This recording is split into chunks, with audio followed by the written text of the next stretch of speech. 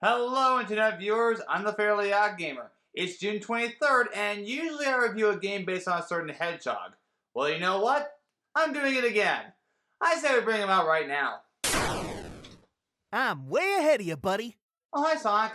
Long time no see. Yeah, a whole year feels like 10 years to me. I see. Anyway, since you're 34 now, I'd like to talk about a game that came out on your 20th anniversary. That game being Sonic Generations. Uh-oh, this sounds familiar. Yep, I hear it too. Why, certainly it has to be. Well, what do we have here? Seth? What are you doing here? Dude, I'm a big Sonic fan as well. Did you really think you would let me celebrate his 34th anniversary without me? Fair enough. Anyway, before we begin, there's something I need to admit to you guys. Even though I'm a longtime Sonic fan, I didn't get this game back when it was new. Wait, really? Why not? Well, simply because I didn't have any console that the game was first released on. When Sonic Generations released on November 1st, 2011 for the Xbox 360 and PlayStation 3, I never owned any of those consoles. Not only that, but I also didn't have a compatible PC for the PC version that came out 3 days later. I also completely forgot about the 3DS version, so as a result, I missed out. That's totally fair. When I first heard that the game was only going to release on those 3 specific systems, I pretty much begged my parents to get me any of the systems that Sonic Generations would be released on. PlayStation 3, Xbox 360, PC, I didn't care. I just really wanted to play the newest entry in the Sonic the Hedgehog series. Though here's a funny story. During Christmas in 2011, my aunt got me the PlayStation 3 version, while my mom got me the Xbox 360 version. In the end, the console my family ultimately ended up getting was the Xbox 360, though I also did eventually get a PlayStation 3 in late 2016. And fun fact, this was the very first video game that I ever got every single achievement for. I've had them all since 2012. For the longest time, Sonic Generations was my favorite Sonic game of all time. However, it was recently overtaken by another game that we may talk about another time. I did eventually get an Xbox 360 in December 2017, as well as Sonic Generations a month later. However, despite owning the game nowadays, I haven't gone back to this game since I first played it. But with that being said, let's talk about Sonic Generations for the Xbox 360, or more accurately, the remastered version on Xbox One, Sonic X Shadow Generations. Though ironically, the physical copy of the game that I own is for the Switch, which I recently got autographed by Knuckles' current voice actor, Davey Mitchell. But does this game still hold up? Let's find out. Upon starting the game, you are greeted with a title screen that shows both classic and modern Sonic doing their iconic poses in the style of a classic Sonic title screen. In the original release, you only had one save file, but thankfully in the remastered version, you are given 3 separate save files. Anyway, after that, you immediately start off in Green Hill Zone, the very first stage of the entire franchise. I remember the first time I saw this stage in the game, I was blown away. The original Sonic the Hedgehog was the very first Sonic game I've ever played, so I naturally have a lot of nostalgia for it.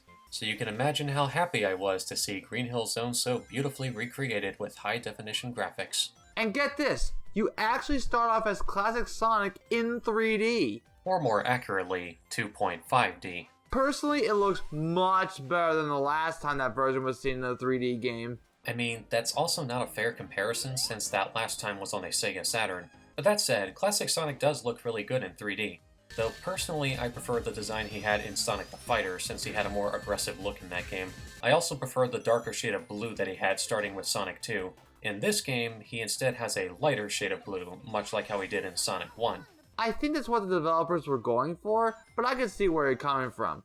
But yeah, classic Sonic controls about the same as he did in Sonic 1 with the addition of the spin dash from Sonic 2 and onwards. Not quite. While classic Sonic does control well, he doesn't control exactly how he did in the Genesis games. In fact, the spin dash is not only easier to perform in this game, but it's also way more powerful than it ever has been in 2D. He also doesn't have quite the same momentum either. For example, rolling down slopes doesn't really help with gaining speed, unlike the older games. This would thankfully be corrected starting with Sonic Mania, but that's for another time. It's also worth mentioning that classic Sonic also doesn't have the instant shield from Sonic 3, nor the super peel-off from Sonic CD. Though personally, I don't mind their omissions. After completing the stage the same way as the Genesis games, they didn't rank based on how fast you beat the stage and how many rings you've collected. However, in order to get the S rank, you have to beat the stage without dying. Classic Sonic feels a small rumble only to have it come from this dark entity with gears. 20 years later. Surprise! Aw, you guys. It's Sonic's birthday and all of his friends have gathered to celebrate this special occasion. And if you're wondering where Shadow is, we don't find out that answer until 13 years later. Also, a quick difference. In the original release, Amy desperately tries to get close to Sonic, but is being held back by Sonic pushing her away. While in the remaster, she simply tries giving him 2 birthday cupcakes. And that's not all. In the remastered version, not only was most of the script rewritten, but almost all the dialogue got completely redubbed by the current cast. As of now, the only characters that got recast are Tails, Knuckles, Espio, Blaze, and Silver. As someone who's reviewed a couple of remasters before, I feel like they should have kept the original dialogue as is. It's not that I don't like the redubbed dialogue, the big issue is that most if not all the dialogue doesn't match the mouth movements of the characters. What makes that last bit confusing is that the developers were clearly capable of adding new animations or changing existing animations since it's clearly shown in the remaster, so why didn't they go the extra mile and fully reanimate all the cutscenes to better fit the new script? Anyway, before Sonic could finish his birthday chili dog given to him by Tails, the dark entity from before suddenly shows up and crashes the party while also sucking up Sonic's friends into multiple time holes. Hey! Not cool!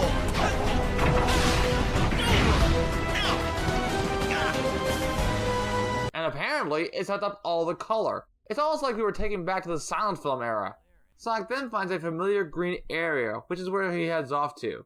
This leads us to Act 2 of Green Hill Zone, where we now play as Modern Sonic. Modern Sonic plays almost exactly how he did in Sonic Unleashed. He pretty much has all of the same moves from that game. So once again, you have a boost meter that can be filled up by collecting rings, and once you start boosting, Sonic will move much faster and blast through almost everything in his path. Now, I personally don't think he's quite as fast as he was in Sonic Unleashed, but he's still pretty fast. Definitely faster than he was in Sonic Colors, which reminds me, the level will occasionally switch between a 2D perspective and a 3D perspective, just like in Sonic Unleashed and Sonic Colors. Though, personally speaking, I really wish that Modern Sonic's levels were strictly 3D, since Classic Sonic's levels are strictly 2D. That said, I was still really happy to be playing a new 3D version of one of my favorite levels in Sonic history. By the way, remember the rainbow rings from the previous Sonic games? They're still here, but this time they allow Sonic to perform tricks by moving the analog stick in different directions during the jump. That also goes with the rainbow ramps. Tricks are something I think should be a permanent mainstay in Sonic games going forward, because like in Sonic Rush, it shows that Sonic isn't just about going fast. He's gotta look good doing it and show off his style. That said, however, I do still think Sonic Rush did the trick system better because that game allowed you to perform tricks off of any spring, ramp, or dash ring, while in this game, you can only perform tricks after hitting a rainbow ring or rainbow ramp. Anyway, what else is there? Oh, right! I completely forgot about the drop dash. New to the remaster is the drop dash, returning from Sonic Mania, but unfortunately, it's not very useful. I do occasionally enjoy performing it as Modern Sonic just to look at something different, but I barely used it at all as Classic Sonic. Like Classic Sonic, Modern Sonic also completes the stage the same way he always completes the stage, this time via the goal ring. And similarly, you're also ranked the same way as before with Classic Sonic. With both acts of Green Hill Zone completed, it results in Sonic finally rescuing Tails. In the original version, he's once again voiced by Kate Higgins. I was lucky to meet her as well as her successor voice at a con 2 years ago. Thanks, Sonic. I thought I was dead, floating without a body in a black limbo. Ugh, I'm gonna have nightmares for weeks. However, in the remaster, he's instead voiced by Tails' current voice, Colleen O'Shaughnessy, who I actually got to meet earlier this year. She's really nice. Thanks, Sonic. That was awful. I couldn't tell where I was or what had happened. Ugh, like I was trapped in a nightmare. At least we get a few callbacks from previous games. No stranger than rescuing genies in magic books or saving aliens in an interstellar amusement park. Or that time when you turned into a werehog. Or that time when you chased a princess over and over and over again. Okay, that never happened, I think. As Sonic ventures off to the next area, Tails encounters Sonic again, but in classic form. Wow, you weren't kidding when you said soon. I thought you already left. And he looks smaller than he was before.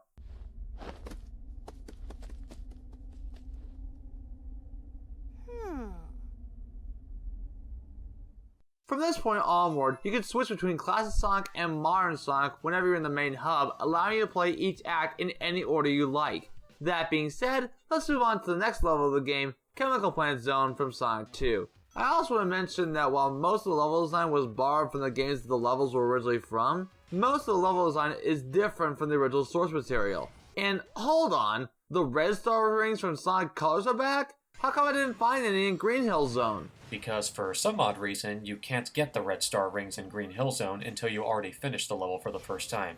And yeah, I don't get it either. After completing Act 2 of this stage, we get a cutscene of Sonic and Tails reminiscing about this particular zone. And rightfully so, because Sonic 2 was Tails' home console debut. Unfortunately though, this is one of the only times in the game where we see Sonic and friends reminisce about their past adventures. I know I'm jumping the gun a bit here, but Sonic Generations probably has the most disappointing story in the entire series. There are so many opportunities for Sonic and friends to talk about their thoughts on their past adventures, but they don't really do that outside of 2 cutscenes in the entire game. Ironically enough, Sonic Heroes had more moments of character reminiscences than this game. This chemical plant feels familiar. I'd never forget a smell like this. And that pink water makes me really nervous for some reason. You're right, Tails. This place is giving me deja vu all over again.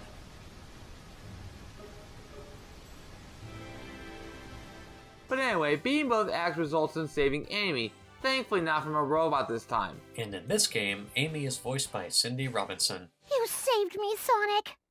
I was afraid I'd never be able to flirt with you again. Why does she always do this? Okay, I'll admit, I didn't really care for her Amy voice at first, because like a lot of people, I thought she sounded too much like Minnie Mouse. However, starting in 2014, her Amy voice would thankfully sound more relaxed nowadays thanks to having better voice direction. You saved me, Sonic. I'll be sure to return the favor next time around. On to the next level, Sky Sanctuary Zone from Sonic 3 and Knuckles. This level is awesome, purely because of just how many different multiple pathways there are, and that applies to both acts. Classic Sonic's act is a decent platforming challenge, while modern Sonic's act is just one high-speed roller coaster ride. It's really awesome. And like the previous stages, completing both acts has Sonic rescue another friend of his. In this case, it's Knuckles the Echidna, this time voiced by Travis Willingham, whom I actually met at a convention years ago. Thanks, Sonic. You did a good job back there. Hey, did you gain weight? Okay, I'll admit that I laughed at that scene when I first saw it, mostly because I couldn't help but see it as an unintentional reference to Super Mario Bros. Z. That being said, the remaster of Sonic Generations instead has Knuckles voiced by Dave B. Mitchell, who I also got to meet earlier this year. Make that both of us. Thanks, Sonic. Now then, tell me, where is the rest of my island? You ate the island? Yet another example of why they should have added more new animations for the cutscenes. Anyway, once you finish all 3 zones of an era, you unlock some challenge missions as well as the rival battle for said era. In order to reach the boss for the era, you need to get 3 keys from the era by completing a challenge, with 1 key per zone. Now we probably won't talk about every challenge, but we'll definitely highlight some for sure. For example, every zone has a challenge act that features one of Sonic's friends. In Green Hill Zone, we have a race against Knuckles. By the way, I'm way faster than Sonic, but you knew that. Also, Knuckles makes some hilarious sounds during this race. There's also another Knuckles mission in Sky Sanctuary Zone. As modern Sonic, you have to summon Knuckles to dig through terrain to find at least 35 buried medals before reaching the end of the level. Also, each challenge mission has a timer that shows your rank. The faster you clear the mission, the higher your rank. My favorite challenge mission in this era would have to be where you race against Tails in Green Hill Zone as modern Sonic, if only for the awesome remix of Super Sonic Racing that accompanies it. There's also a minigame based on Casino Night Zone, also from Sonic 2. And believe it or not, this was actually a pre-order bonus from the original game. Thankfully, the remastered version includes it right from the get-go. Basically, it's a pinball minigame where you aim for a high score. Not much more to it than that. But before we get to the main boss, let's talk about the first rival boss of the game, Metal Sonic from Sonic CD. Instead of having them race to the end while avoiding an instant death laser, it's a boss fight set in Stardust Speedway, also from Sonic CD. You have to avoid Metal Sonic's attacks while waiting for him to be stunned in order to attack him. Or you can attack him while he's in the middle of charging an attack. This will make the fight go by that much faster. And hey, beating a rival or boss earns you a Chaos Emerald. And speaking of which, let us venture our way to the first boss fight of the game after unlocking the boss cave with the 3 keys we found via challenge stages. Upon entering, the 2 Sonics encounter each other via mirror routine. They initially see each other as a reflection until they get interrupted by Eggman. Classic Sonic takes off after presumably classic Eggman, but modern Sonic then realizes that the reflection he saw is another Sonic. So he tries to chase after him, but alas, it's too little, too late. The door shuts on modern Sonic just before he's able to catch up. This leads us to the first main boss of the game, the Death Egg robot from Sonic 2. While trying to avoid his attacks, Classic Sonic can attack the Death Egg robot on its backside. However, there's another portion of the boss fight in which you have to lure the robot's extending arm toward a bomb to disable it. That's your chance to attack it by dashing on its arm and jumping on its head to inflict damage to the Death Egg robot. Oh, and unlike the original Genesis game, you actually collect rings in this boss stage. Eventually, with enough damage, the Death Egg robot is finally defeated again. But even worse news for Eggman, he gets sucked up by the dark entity from before. Back in the colorless void, we once again see Sonic and Tails. Both of them. I can't believe there's two of me. I think I figured it out. Yeah, me too. Doubles of us? Places and enemies from our past? We're traveling through time and space! How did this happen? You already know the answer to that question, Sonic. You encountered the thing responsible for it earlier. Anyway, this leads us into the Dreamcast era. Or as I like to call it, the Drummond era. More on that later. Let's begin the era with the next level being Speed Highway for my favorite 3D Sonic game of all time, Sonic Adventure. So in this level... Wait a minute, I've just noticed something. Why does Sonic look like how he did in the Dreamcast version of Sonic Adventure? Funny you mention that, Seth. The Adventure Sonic skin was actually a pre-order bonus for the remastered version of Sonic Generations. Plus, I find it more fitting that I'm actually playing through a Sonic Adventure level as Adventure Sonic. In fact, whenever Sonic finishes a trick combo, he strikes the exact same pose that he does in the box art from Sonic Adventure. On a related topic, there's also a Sonic Jam skin that you could use for Classic Sonic. And... it's a thing, I guess. But anyway, Speed Highway is awesome, both in 1998 and nowadays. Yeah, this level is really awesome. Classic Sonic's version is decent, but modern Sonic's version is where it truly shines. Not only do you run down the building like in the original level, but there's a lot of sharp turns where Sonic can drift. Because yes, like in Sonic Unleashed and Sonic Colors, Sonic can drift through some tight corners, although this time he instead curls into a ball when doing so. Personally speaking, I really miss the animation of him sliding through a turn while simultaneously running because I thought it just looked cooler. But hey, it's still a lot of fun to drift through tight corners. This level also features the return of the Lightspeed Dash, but it's unfortunately way more limited than it was in Sonic Unleashed. In Sonic Unleashed, you could use it on most ring trails, but in Sonic Generations, you can only use it on highlighted ring trails. Definitely a downgrade compared to before. After completing both acts, we then rescue Cream the Rabbit as well as Cheese, and in the former's case, voiced by Michelle Ruff, another voice actor I got to meet. She's personally my favorite voice for Cream, purely because of how adorable she sounds. Thanks for saving me, Sonic. It was scary in the dark, but I tried to be brave. And if you're wondering why Sonic reverted back to his high polygonal self, that's because the skins don't actually apply to the cutscenes. So Lucas? Yes? Can you please switch back to modern Sonic's normal self for the sake of consistency with the cutscenes? Alright. I wish modern Sonic was back to normal. That said, we now move on to the next level of the game, City Escape from Sonic Adventure 2. One neat detail I appreciate about this level is that classic Sonic rides a traditional skateboard for his version of the level, while modern Sonic uses a snowboard in his version of the level. And I absolutely love the trick animations for both Sonics. Once again, Sonic shows off just how cool he looks while still going fast. Admittedly, I used to enjoy skateboarding in real life as a kid, until I found out that my body is weak and I don't want to risk falling down and hurting myself. That's why I stick to video games when it comes to enjoying skateboarding. But hey, that didn't stop me from getting this Sonic the Hedgehog themed skateboard. By the way, Seth, a certain someone has joined us since you mentioned skateboarding. Let me guess. How's it going, dudes? Yep, I should have known. And from what I've heard, it's rumored that skateboarding is very similar to that of surfing. We get it. Sorry for interrupting you. Anyway, I'm actually curious to know about your thoughts on the Blue Blur. Yeah, Hux. What do you think of me? Or rather, my games? I mean, they're great and all, but clearly my fave has to be the Riders games. Not Free Riders, though. I can never get that Connect to work for me. And I can see why. Fair enough. Anyway, thanks for stopping by. No problem. Speaking of which, I should get back to playing Sonic Rise right now. Later, dudes!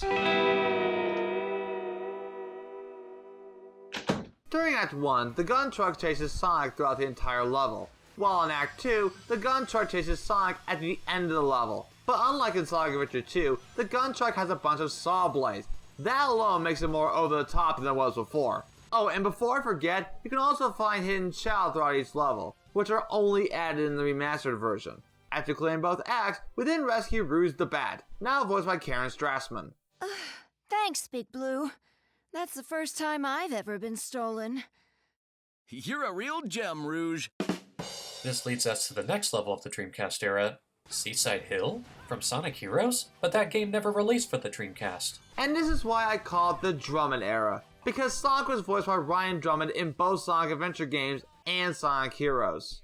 Anyway, Act 1 of Seaside Hill has a lot of underwater sections that coincidentally have callbacks to Hydro City Zone from Sonic 3, while Act 2 feels closer to the original level, though instead of riding a bobsled, Sonic rides a three-wheeled cart for this section here. Not much else to say about this level other than it's another one I really enjoy. It's also worth mentioning that Act 2 features the return of the wall jump move from previous games, but it works completely differently here. In Sonic Unleashed, you could use it on most walls, while Sonic Colors allowed you to use it on any wall, well, in 2D anyway. However, the wall jump in Sonic Generations can only be used on specific highlighted walls, so it pretty much got downgraded about as much as the Lightspeed Dash. Anyway, after clearing both acts, we then see Sonic and Tails learning more about the situation at hand. And it's not good. When that thing goes through time, it tears space apart, leaving the areas empty and dead, and sticking them in this weird white limbo.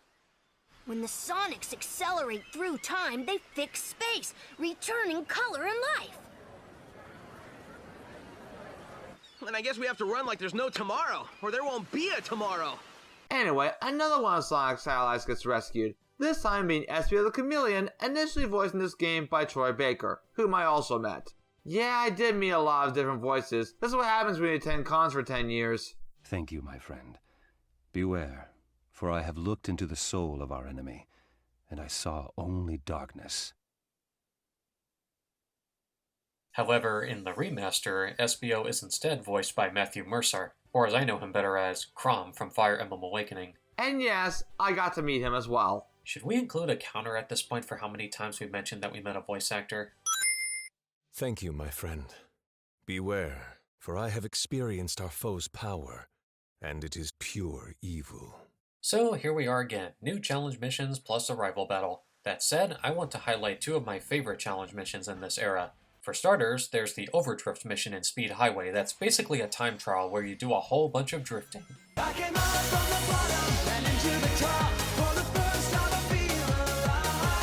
Secondly, there's this mission with Cream the Rabbit in City Escape. It's mostly a mission in which you only have a limited number of rings provided by Cream and some chow, but the main reason why I love this mission is the fact that not only does Cream fly right beside Sonic, but also because whenever Sonic does a trick on the snowboard, Cream will do a trick of her own. It's really adorable. I love it. As for Seaside Hill, I only did 2 of them, both of which was classic Sonic. First, there's the Flicky mission, in which you have to free a certain amount of Flickies trapped inside capsules before reaching the goalpost. And the other mission involves Espio. You have to summon him while jumping to swing on targets via grappling hook. So in a way, it feels more like the real superpower of teamwork. And now we come to the rival battle of this era, and this one needs no introduction. Shadow the Hedgehog from Sonic Adventure 2. But also, why are we fighting Shadow? When Sonic first talks to him, Shadow immediately wants to destroy Sonic. Wait, what? Why? Shadow has no real reason for wanting to fight Sonic in the first place. He just wants to fight Sonic and nothing more. Maybe if this was Shadow from the same point in time as Sonic Adventure 2, it would make more sense. But it would later be revealed that this is the same Shadow from the current Sonic timeline, so this never really made sense to me. This would thankfully be rewritten in Shadow Generations, but that's for another time. Anyway, like in Sonic Adventure 2, it's a race aboard the Space Colony Ark. Not only do I love this remix of For True Story, but I also love the fact that this boss fight literally opens up with an in-game recreation of the opening video for Sonic Adventure 2 Battle. But unlike that game, there's no health bar. In fact, Shadow collects rings during the fight no different than Sonic. He even has his own version of the boost. And I just want to say, the first time I saw Shadow in action during this battle, I kept asking, why isn't Shadow a playable character? He clearly behaves like a playable character during this fight. So why couldn't I play as him in the regular levels as a bonus unlockable? That really would have helped with the game's replayability. It's crazy that I had to wait until Sonic Forces of all games before I could play as Shadow with those exact same animations. But anyway, the fight basically has you race against Shadow for these purple orbs for a power-up. If Sonic collects 2 purple orbs, he'll then get a supercharged boost, allowing him to ram into these asteroids to attack Shadow and slow him down, while also hearing Live and Learn in the background. And when you eventually catch up to him, you can finally drain him of his rings and win the battle. But if Shadow collects 2 purple orbs, he'll throw a bunch of Chaos Spears at Sonic that you'll need to dodge using the Quick Step. Oh, and the best part? You get to hear All Hail Shadow play in the background whenever it happens. Oh, and here's a funny coincidence. Once you defeat Shadow, you are then awarded that damn 4th Chaos Emerald. Anyway, find 3 more boss keys and we unlock the next boss of the game, and unsurprisingly, my favorite boss fight in the game, Perfect Chaos from Sonic Adventure, complete with a new remix of Open Your Heart. I love this remix to death! And fun fact, the epic guitar solo from the version of the song also happens to be my ringtone. Also, Sonic is much stronger now than he was back in 1998, because he doesn't need the Chaos Emeralds to beat Perfect Chaos in this 2011 game. You can simply boost into Perfect Chaos or even perform the homing attack to hit its weak point. Oh, and this version has more platforming than before. Funny enough, the reason why this is my favorite main boss in the game is because it also feels more like a regular level. I just really enjoy boosting through this wrecked version of Station Square. After 4 hits on the weak spot, Perfect Chaos is once again defeated. Hey, I'll play with you some other time! Back in the slightly colorless void, Sonic runs into his classic self as well as both Tails. You're doing great, Sonic! You mean, you're doing great, Sonics? Right. I may never get used to that. But the Dark Entity returns only to be stopped by a colorless Chaos Emerald. It's here where Tails reminds us that the Chaos Emeralds are actually part of the plot. We need that emerald! And at long last, we come across the modern era. And first up, we have Crisis City from a game that's about to turn 20 next year. Yeah, you probably know by now what game I'll be reviewing next year. And this is why Sonic 06 is officially canon to the franchise, right? Yeah, sort of. Anyway, Act 1 of Crisis City is definitely one of the more difficult levels in the game, but I personally find the obstacles more annoying than they are challenging. Also, something funny happens near the end of the stage. That tornado is carrying a goalpost! Act 2 of Crisis City is also pretty challenging, but I actually enjoy it more purely because I like modern Sonic more than classic Sonic. I apologize if I don't have much to say about classic Sonic's levels, but whenever I revisit Sonic Generations, I tend to replay modern Sonic's levels pretty often, but I rarely revisit classic Sonic's levels unless I'm doing a full new playthrough. And as a result of clearing both acts, we then save Blaze the Cat. In the original version, she's voiced by Laura Bailey. And yes, I also got to meet her at a con years ago. As much as I dislike relying on others, I'm grateful for your aid. The creature was beyond my skills.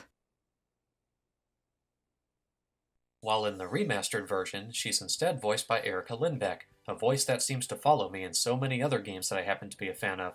I even met her in person last year. It's like she said to me before, I can't escape her.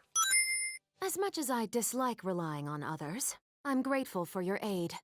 The creature was beyond my skills. Anyway, we move on to personally my favorite level in the game, Rooftop Run from Sonic Unleashed. While Act 1 has rolling barrels, lasers, and stopping an egg blend via clock, why is it still in the air? Act 2 is pretty much an enhanced version of the original level with new level layouts. My favorite change to this version of the level would definitely have to be the grind rail down the clock tower. In the original level, it pretty much curved downward around the clock tower, while in the Generations version, it's a spiraling corkscrew that goes straight down the clock tower. After completing both acts, we then rescue the god of the computer room, Vector the Crocodile, voiced by Keith Silverstein. Yeah, another voice actor I got to meet. Hey, same here. Thanks, Sonic.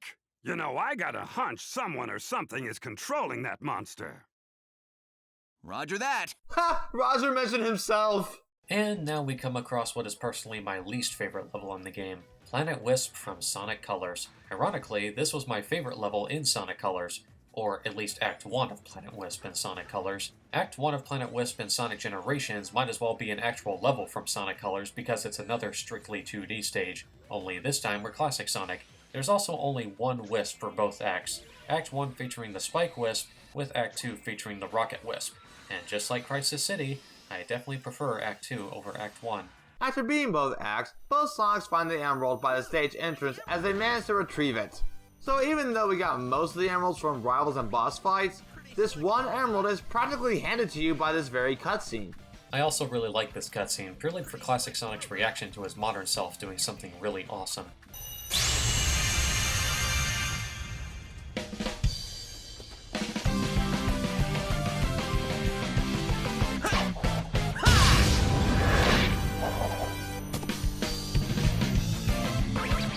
Pretty slick move, huh? And at long last, the last of Sonic's allies is finally rescued. This time being Charmy B, voiced by Colleen O'Shaughnessy. And yes, long before she voiced Tails, she was the voice of Charmy. I was scared because somebody took me, but now I'm free! I'm a free bee! Free bee! Free bee! Whee! Okay, modern Sonic's reaction to Charmy in this scene was basically how a lot of non-Sonic fans reacted to Charmy, but this is thankfully changed in the remaster in which Sonic is happy to see him regardless of his antics. Alright, just simmer down, buddy. And you know what time it is? Beat those challenges! Well, 3 of them anyway. For Crisis City, I decided to tackle the Blaze challenge with modern Sonic. By summoning Blaze, you can have her remove a fire bearer that's blocking your path in order to make your way to the goal ring. This is a mission that I actually enjoy. Not only can Blaze remove fire barriers, but you can also attack fire-type enemies as well. But keep in mind that you may need some of these enemies to use the homing attack on in order to progress. I also enjoy this mission, but that's only because it's the closest I have to playing as Blaze in this game. Well, without mods for the PC version anyway. For Rooftop Run, well, even though I did complete the Charmy mission with Classic Sonic in which you had to make your way to the goalpost while avoiding obstacles set up by Charmy, there's no denying that the Vector mission for modern Sonic is by far the most memorable, for the wrong reasons. You and Vector play a scripted game of tennis but with musical notes, and with the homing attack. There have been times in which I swear I was doing the homing attack on the notes only to completely miss it, resulting in me failing the mission. Yeah, I don't like this challenge mission. Depending on your distance, the homing attack can completely lose the lock-on target, causing you to miss and thus failing the mission. Plus, you need to do it fast if you want the S rank. So yeah, worst challenge mission in the game by far. And finally there's the Elemental Shield mission as Classic Sonic for Planet Wisp. Oh yeah, did I mention? The Elemental Shields for Sonic 3 and Knuckles are back! And I'm so happy that these shields perform the same as the original game. And they have the exact same abilities from said game as well. But yeah, just make your way to the goal ring while using said shields in any way possible. The Thunder Shield is definitely still my favorite, purely for the double jump and ring drawing ability alone. Anyway, we now come across the final rival battle of the game, Pothead the Porcupine, Silver the Hedgehog, who in the original Sonic generations is voiced by Quentin Flynn, aka Raiden from Metal Gear Solid, aka Axel from Kingdom Hearts. Time to add another one to the counter. Whereas in the remastered version, he's voiced by Bryce Papenbrook. And yes... So why are we fighting Silver in the first place? Well, because he questions whether he's the real Sonic or some sort of faker. Oh man, not this again. So Silver mostly wants to fight Sonic just to see if he's the real deal. Also, the fight technically takes place in Soliana, like in Sonic 06, except this time it's in Silver's bad future of Soliana, in which it was consumed by Iblis. Anyway, this fight is awesome. It's pretty much what the fight should have been in the original Sonic 06. Because in the original Sonic 06... It's no use! It's no use! It's no use! It's no use! So after getting another Chaos Emerald and the last 3 boss keys, we then come across the next boss of the game, the Ed Dragoon from Sonic Unleashed. Unlike the original version, you fight the Ed Dragoon in Sonic's normal form instead of the Werehog. Oh yeah, I remember being fully covered in fur. This fight is alright, but a bit jank.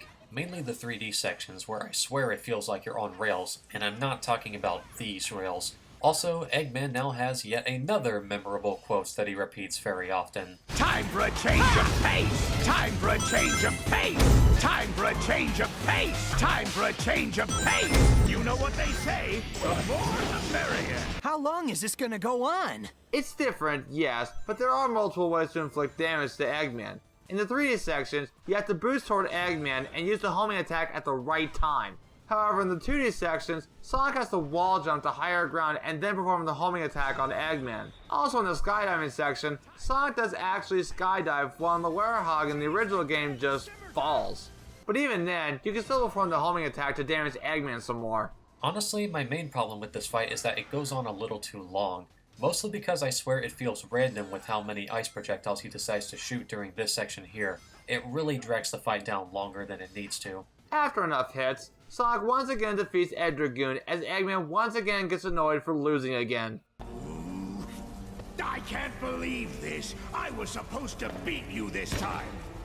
I'm sorry. I didn't get that memo. I beat you every time. No, seriously. We beat this guy every time. It's like it's our job or something. And to show you what I mean, here's my daily to-do list. Number 1, grab Chili Dog. Number 2, hang out with my good buddy Tails. And number 3, beat up Eggman and or his robot minions. But suddenly, the Dark Entity abducts Martin Eggman before Sonic and Tails figure out what to do next. And this brings us to the last part of the hub area, where we find broken giant gears that can only be repaired with the power of the Chaos Emeralds. Once all the Chaos Emeralds are in place and therefore repairing all the gears, it then opens a giant portal, which leads to the final boss of the game. Okay, whatever you are, if you want to avoid an embarrassing beatdown, you better give up now. You're not in a position to demand anything, you nasty little pincushion. Eggman! But how? He had a little help. Dr. Robotnik! Nobody calls me that anymore. Okay, that made me laugh. Anyway, it's here where Eggman explains that he found a dark primordial essence right after the events of Sonic Colors. He then got the idea to use it to rewrite history and take control of time. Not to mention, he leaves Orbot and Cubot floating in space. Oh, so that's why they're not in this game. And with this new power, he also recruits his classic self to help with his plan. But the more your monster tears through time, the more damage you do to the world. The world? I'm going to own the world when I'm finished with Sonic!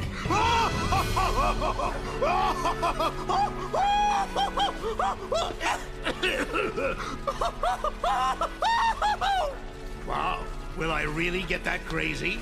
Also, that laughing voice clip is completely reused in the remaster. Actually, a lot of old voice clips get reused in the remaster. Remember what Lucas mentioned earlier about the voice actors re-recording their voice clips for the remastered cutscenes? Well, that unfortunately doesn't apply to gameplay unless the character has a different voice from the original release. For example, Cindy Robinson uses her more modern Amy voice for the cutscenes. You saved me, Sonic! I'll be sure to return the favor next time around.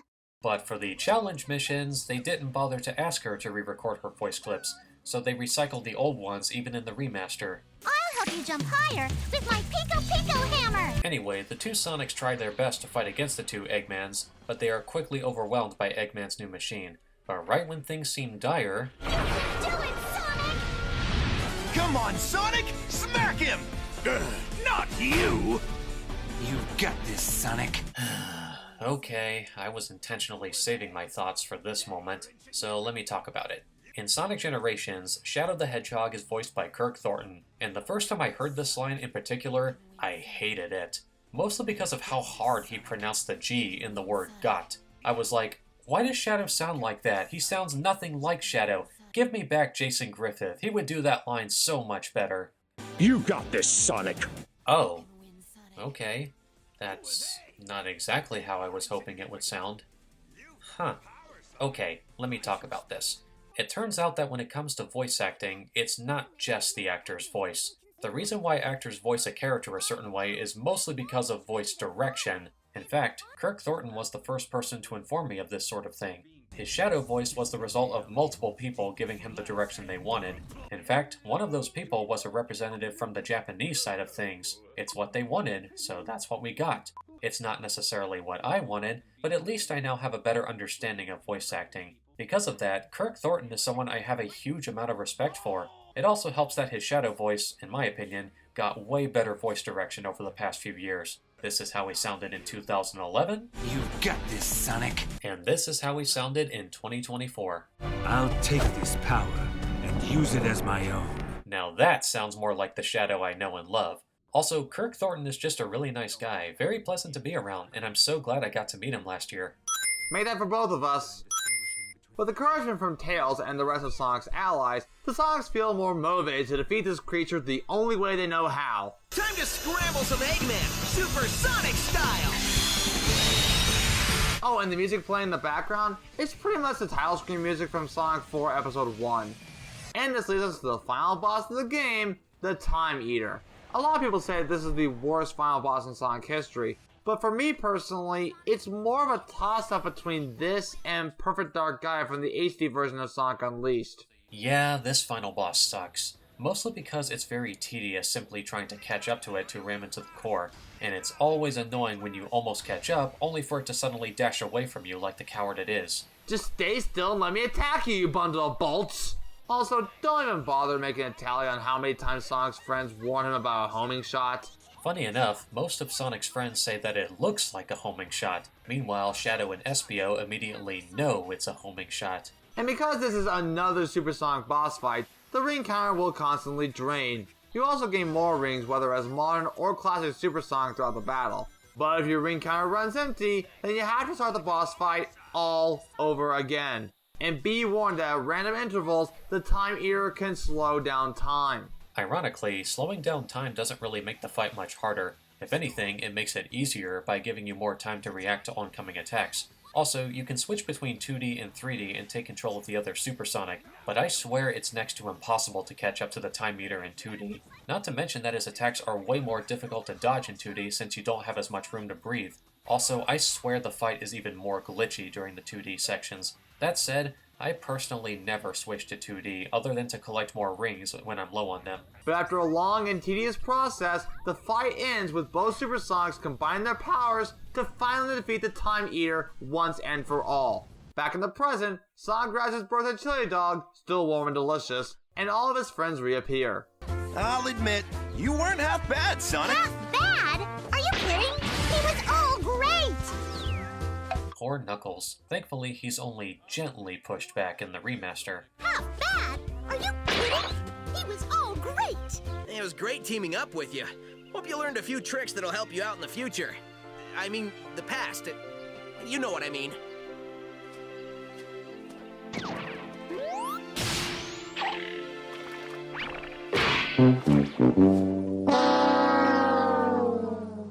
That scene always did make me laugh. Anyway, classic Sonic and Tails spot the portal back to their own time and begin to head back home. But not before Sonic's modern self gives him some encouraging words. Hey Sonic! Enjoy your future! It's gonna be great!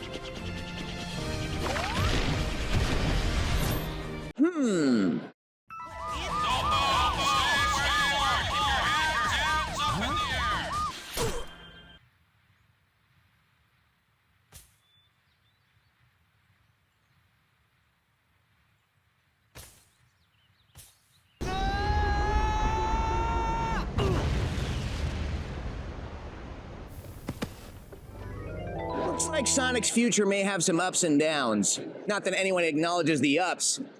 What do they know? I'm sure he'll be fine. And then the credits roll. Okay, hold it right there. Kate Higgins and Troy Baker aren't even in the remastered version, and yet they're still in the credits. This also includes Travis Willingham and Quentin Flynn under a different alias, and worst of all, Laura Bailey is the only one that's left uncredited. Dang, that's annoying. The new voice actors would still be in the credits, including Erica Lindbeck, but for a completely different game part of the same remastered package. But that's a story for another time. Meanwhile, back in the White Void... Are you sure you saw a door over here? What? You were the one who said you saw a door over here! Well, I know it was one of us. Shut up and keep looking. It's very in character for Eggman to be arguing with himself. And at long last, we're finally done with the main story. However, we're still not done with the game itself. On to the skill shop. The skill shop allows both Sonics to equip many different skills that can be unlocked by playing some challenge missions. Examples include a larger boost meter, a faster top speed, or even the elemental shields from Sonic 3 and Knuckles. However, when you finish the game, you then unlock Supersonic as a skill that can also be equipped. Once equipped, you can then collect 50 rings and transform into Supersonic. However, there's a couple of catches that personally bother me about it. For starters, Supersonic can't be used during boss fights aside from the Time Meter, nor can he be used during challenge missions. He can only be used in regular stages. Actually, none of the skills can be used during boss fights or challenge missions. You're always stuck to Sonic's default settings for those bits. And secondly, and most annoyingly, Supersonic drains what feels like 2 rings per second rather than 1 ring per second. It's not too bad when playing as classic Supersonic, but modern Supersonic has an ability that allows him to fly through the stage. The problem is that using that ability drains what feels like 10 rings per second, and what makes it worse is that Sonic Team didn't bother to fix that issue in the remaster, not even via a patch. So unfortunately, the only way the ring rate can be fixed as of now is by playing the PC version with mods. Huh. Well, that was disappointing. Since when do the Chaos Emeralds take so many rings at once? You know, Sonic? I don't know. I always wonder the same thing. So what did you think of Sonic Generations? Well, it has been 7 years since my first playthrough, but after getting to fully play this game now, I still think it's a good game overall. I personally believe that Sonic Generations still stands as one of my top 10 favorite Sonic games on my list, and it still holds up even today. Graphically, it looks amazing. For a longtime Sonic fan, I like to think of it as a nostalgic road trip. Taking some of Sonic's well-known stages from each era and having them enhanced on next-gen consoles is definitely a sight to behold. Even some of the boss stages look incredible, primarily Perfect Chaos and the Shadow Rival Battle. Gameplay-wise, it's fantastic. Having both classic Sonic's platforming levels and modern Sonic speed-based levels definitely works well in my personal opinion. And yeah, I did encounter a few problems here and there, but I still don't think it ruins my overall experience. And in the case of the remastered version, I love playing as Adventure Sonic despite it being a pre-order bonus. Not much to say about the Sonic Jam skin though. And what can I say about the game's soundtrack? Holy chili dog, I love this game's soundtrack. Some of my personal favorites include the Perfect Chaos theme, Open Your Heart, both remixes of Chemical Plant, and even the modern remixes of City Escape and Rooftop Run. As for the dialogue, well, if you were to ask me, I much prefer the original dialogue over the redub dialogue. Now, don't get me wrong, I don't hate the redub version, but it just sounds a bit off-putting. Overall, Sonic Generations is definitely a game I recommend to any Sonic fan. Whether you're a fan of the Genesis era, the Dreamcast era, or even the modern era, it always feels good to have a Sonic adventure in your life. Give it a try when you get a chance. Like I said before, Sonic Generations was initially my favorite Sonic game of all time, mostly because it had my favorite playable rendition of modern Sonic. I love boosting as him, drifting as him, doing tricks as him. This was the Sonic I loved controlling the most. Though looking back at the game as a whole, I don't think I enjoy it quite as much as I did on my first playthrough. Don't get me wrong, it's still a great game, but the reason why I don't do as many full playthroughs of this game as other Sonic games is mostly because of Classic Sonic. Classic Sonic does play well enough, but I will say that he's definitely harder to go back to since we now have games like Sonic Mania or even Sonic Superstars in which he controls much closer to how he does in the Genesis games. The more I think about it, the more I feel like I enjoy this game about as much as Sonic Unleashed, but for different reasons. Another problem I have is Sonic being the only playable character. I've said it before and I'll say it again. I don't like that because it limits the game's replayability. I've already ran through Speed Highway as Sonic several times already, so I really wish I could do it as Shadow instead. And it is possible with mods for the PC version, but good luck trying to afford a PC that's compatible. But despite my personal complaints, this is still a Sonic game I absolutely recommend playing at least once if you like Sonic in any way, shape, or form. It truly is one big love letter to Sonic's history as a whole. And graphically speaking, while I don't think Sonic Generations looks quite as good as Sonic Unleashed, it's still a great looking game. I especially love how the levels from past games are beautifully recreated with high definition graphics. And do I even need to mention the music? So many great remixes of past songs, in addition to past songs returning in their original form. I can't really pick a favorite, so all I can say is give it a listen when you have the chance. Overall, Sonic Generations is an awesome game that you absolutely should play if you're a Sonic fan. Nearly 14 years later, and it's still a blast to play at Sonic speed. Well, that was certainly an interesting game. Thanks again, Sonic, for helping out. Hey, no worries, gamer. And thank you, Seth, for joining me for this review as well. Yeah, no problem. But I'm not going anywhere just yet. Wait, what are you talking about? There's another Sonic game that just released last year alongside the remaster of Sonic Generations.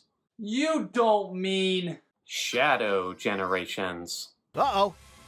I'll be back later, guys. Well, this just got even more interesting.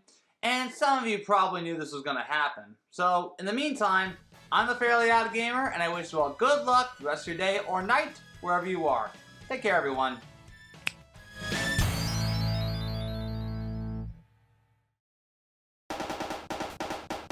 Hey, it's Sonic again!